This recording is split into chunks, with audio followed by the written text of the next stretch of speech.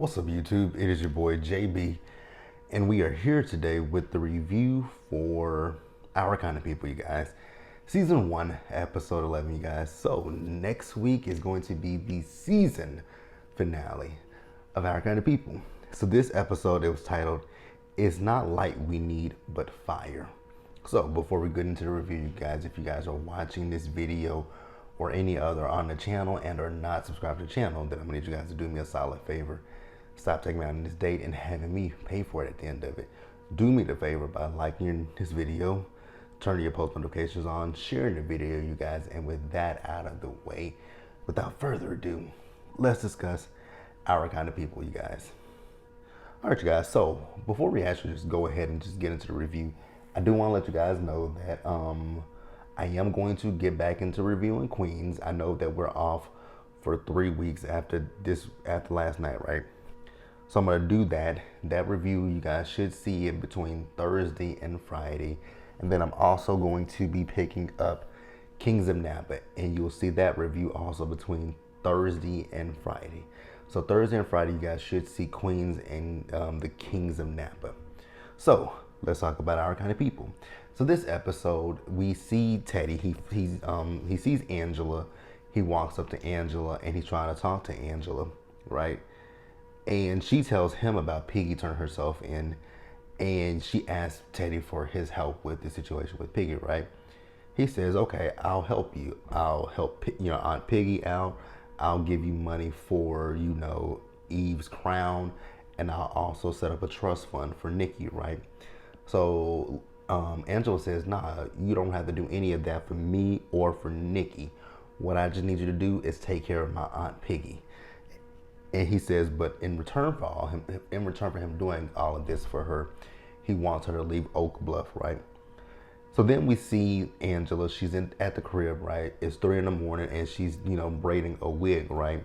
She's dancing. She got music playing, and then Nate comes up and like, "Yo, it's 3 in the morning." She says it's 3:07. He's like, "What are you doing?" She says, "Some people count sheep when they can't sleep, but here I am braiding at 3 a.m. right?" So then Angela tells Nate the situation that happened with Teddy about the fact that, he told her, "Hey, if you leave this shit alone and I help your aunt, you got to get out of Oak Bluff, right?" So Nate tells her, "Well, maybe you should take that deal, right?" Because, he says, it's like you're going after vengeance with this situation with Teddy. And like I said earlier in the season, you guys remember I said earlier in the season that the way Angela is with Teddy, it very much so reminds me of the television show Revenge, how Emily was with the people of, the Hamptons, right? Victoria, Jack, all of them. It just reminds me of that, not to that extreme, but it does give me that vibe, right? But he basically tells her, revenge is the answer to your situation, which is really not. You seeking vengeance for your mother. Yes, you want to clear her name, but in clearing her name, what kind of destruction will you leave in that wake, right? So I got what Nate was saying. So then we see Raymond. So Raymond and Teddy, they're at the table, right? And they're eating breakfast, and someone, one of the housekeepers, one of the staff members, because I don't know what to call him, one of the staff, he brings, Raymond the documents that he got from Tyreek in last episode, right? And it's now to the point where he just has to sign his name, and the shares of Darmond are returned to him that, Jack owned, right? So he's rubbing it in his face. He is literally gloating and rubbing this in Teddy's face. And, basically Raymond is saying he read into Teddy. He told Teddy, like, when it comes down to it, you have no control. Like, you have no control. And he called him weak, right? He said he did the shaking, talking about his Parkinson's, right? He says you can't control, you're weak because of this. He talks about Leah and then him hiding his wife. I was like, ooh, okay, Raymond, I see you, right? So we're gonna pause here, you guys. All right, you guys. So then after breakfast, Raymond went up there to talk to Leah, right? So Leah is still in her feelings about the situation that happened in the last episode. Sorry, you guys, that I didn't review it, but I watched it and it was fucked up what happened, right? So you guys know in the last episode, Leah blocked Angela from being part of the Gracies, right? You know, it came down to she was the deciding vote. The woman that Angela hit it off with and another woman, they both, you know, voted for her to be a part of the Gracies. And then Mama Liv and some other people voted against her, right? So it was 2-2, so it was a split vote, right?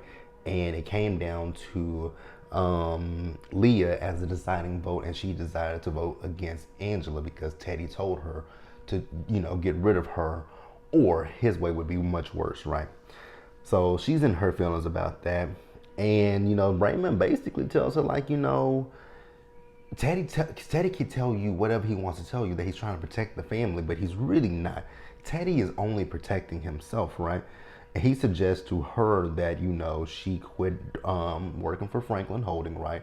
And that, you know, he suggests she quit working for Franklin and come work with him at Darman, and they can be partners, right? So then we see this trifling ass Nikki, right? Nikki is on the phone with that Taylor. Taylor is the one that's trifling. Taylor is trifling as hell. So Taylor is on the phone with Nikki, her girlfriend, but you in Lauren's room, and you and Lauren have been having sex with each other, right? And Nikki is professing her love to Taylor, how she misses seeing her. And Taylor was like, well, you're seeing me right now. She says, I mean in person, right? And she also had drew a picture of Taylor. I'm like, it's gonna break little Nikki's heart, right? But I mean, and the thing is, Nikki and Lauren are actually getting closer to each other, right? It's fucked up. It is fucked up.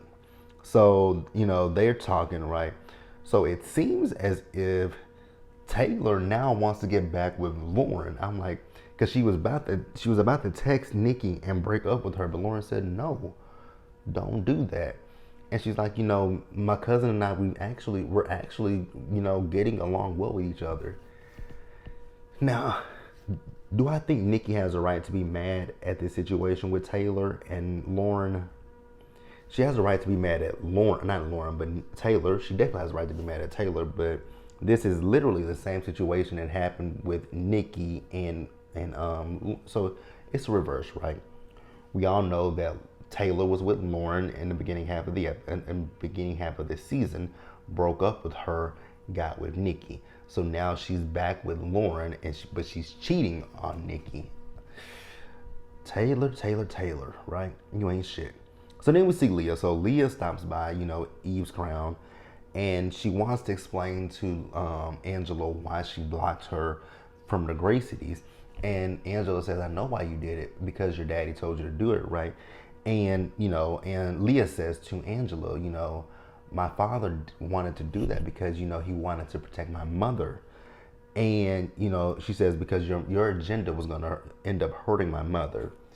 And Angela's like, my mom is not even here, but I'm trying to clear her name, right? And Angela says, you know, but you can tell Teddy, I'll take, you know, his deal, and I'm going to leave.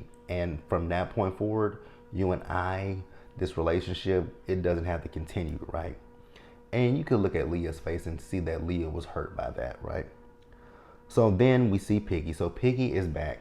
So she did go to turn herself in, but at this point, Piggy is only free because, I mean, after 30 years, you're coming in and you're telling two cops that you unlived someone, right?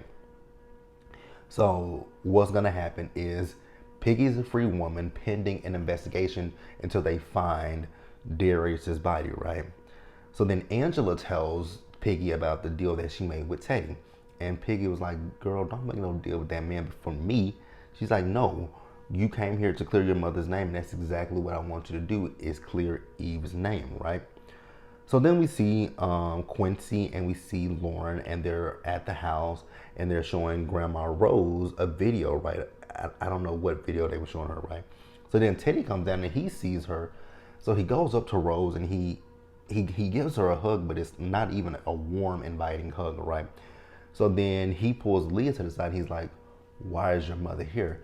She said, "Well, Mom wanted to come because of it's the grand illumination, right? And she wanted to help me plan, this week, right?"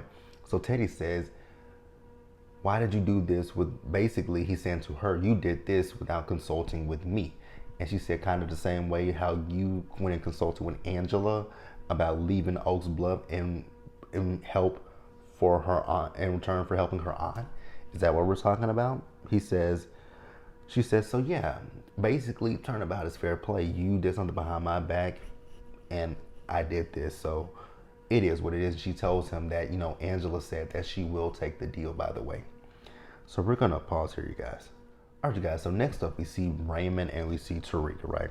So so in this episode, I'm going to do a lot of recapping from last week. So that way we cover everything. So in last week's episode, remember the whole aftermath of Jack's death, right?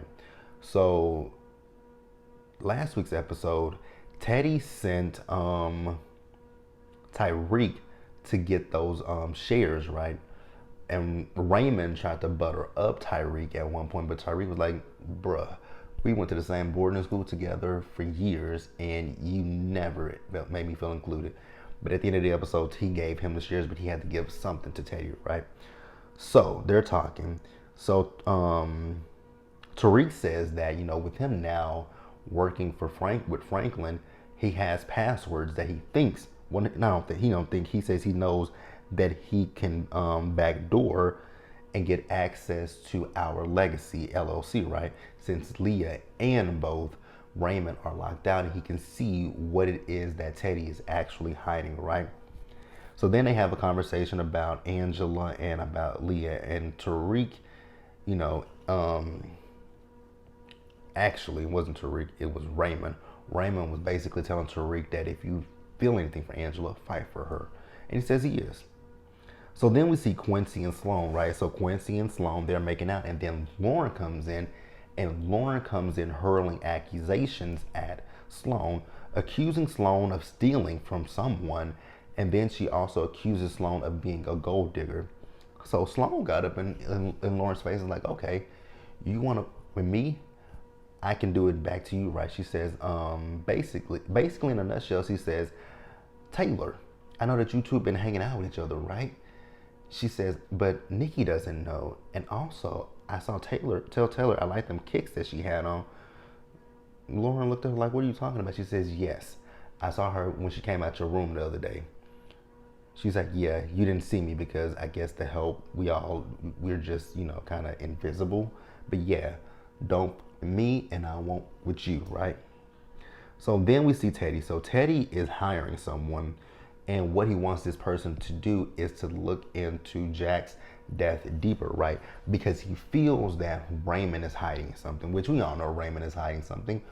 Raymond took that glass that Mama Liv left there with her lipstick on it, right? That would implicate her in, this in Jack's untimely demise, right? So he tells the guy, pay close attention to his son-in-law, right? He says, find anything that would basically force the police to reopen the investigation, and then that would put a halt on these transfer of shares from Jack back over to Raymond, right? So then we see Leah and Rose, right? So they're looking at Rose's induction dress. That dress was beautiful, right? So it was in this moment, I'm like, Rose is very, very lucid. And, they're talking about a sisterhood. And Leah says, well, we're talking about a sisterhood. My sister, Angela Vaughn, should be there. And she says, Mom, I know that probably brings up, a sore topic for you, right? So then, Rose tells her that, she and Teddy, they have a lot of secrets, right? And she apologizes to Leah for anything that those secrets may have done to her, right? So then we move over. So Piggy, since she's free, she wanted to celebrate her freedom by having a barbecue, right? So everyone is there, they're having a good time. I'm so sorry, but when they danced to the wobble, but I guess they don't have the clearance to play that song.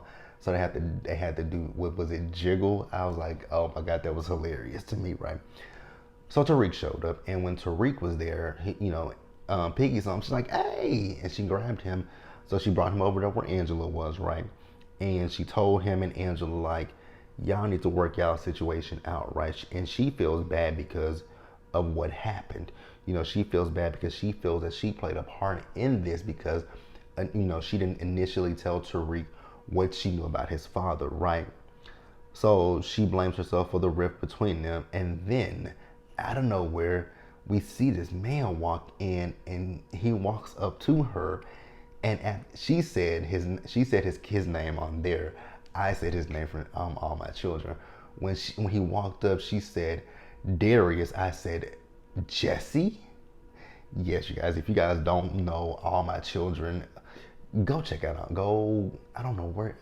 I don't know if you guys can watch old episodes of All My Children, but I'm pretty sure on YouTube that you guys can Google and you guys can find Angela Baxter and Jesse Hubbard, or Angie Hubbard and Jesse Hubbard once they got married. They were married. Their love story on All My Children. I wish ABC would bring All My Children back. I am a huge soap opera fan, you guys. Love it. Love those two. Darnell Williams is actually his name. Darnell. I love Darnell. But yeah, I was like, look at old Jesse. Still looks good. So we're gonna pause here, you guys, and move forward. So we see as Piggy is talking to Darius. I'm gonna have to say Darius instead of Jesse. But she's talking to Darius, right? So Darius never, how do I say this? Darius never expired, because there's certain words you can say on YouTube. Darius never expired, right? So what happened is the night that Piggy, she put a sharp object in him. You got to be mindful of what you say. She put a sharp object in him, right? And remember that Eve told Piggy that her boss could help her, right? So what happened is she did put the sharp object in him, but he didn't expire. And they wanted Piggy to believe that he was, unlived, right? So he says that, recently someone reached out to him, and I forgot to mention this. So when Teddy had the guy looking into Raymond, he also gave him a little envelope or a piece of paper and told him that was to help, Patricia Vaughn, right? So what happened is, after that, Darius went to the police station to clear Piggy, saying, hey, you're not gonna find a body because alive and well, right? So then we see Quincy and Lauren. So Lauren is trying to tell Quincy to fall back on the situation with, Quincy told her to fall back because she's rude, right? And she says, we're twins. I know about you. I'm like, did you guys know that Lauren and Quincy were supposed to be twins? I didn't know that, right? So she says, with this relationship with you and Sloan, I give it 2 weeks tops, right? And then you're gonna move on. And the only reason that you're with her is because she's poor. I was like, well, damn, Lauren, tell your brother how you really feel. So then we see Angela. So Angela, she got a text message from Teddy saying, well, actually, no. He got a text message from Angela saying thank you, right? And that she'll keep her word. So then we see Teddy, he's dancing with Rose, and Leah is watching them dance, right? And he tells her that he's gonna do everything that he can to protect the family, right?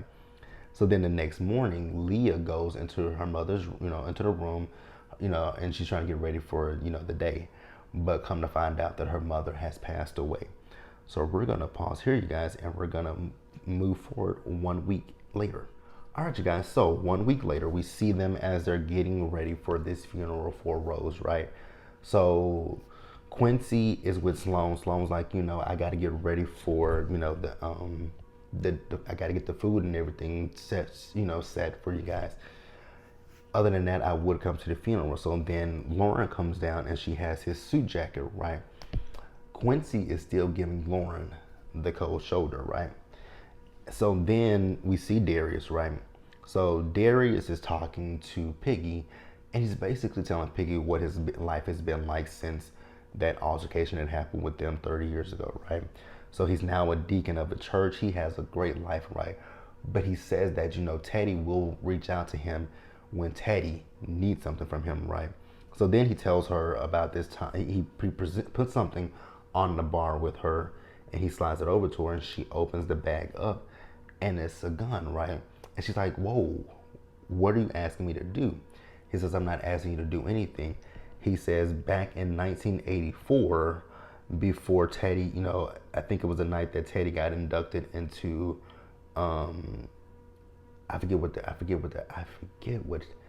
their part is called, right? But when Teddy got inducted into his thing, him and Rose came over to his crib, right? He said Rose looked as if she had saw a ghost, right? And she kept saying Eve's name.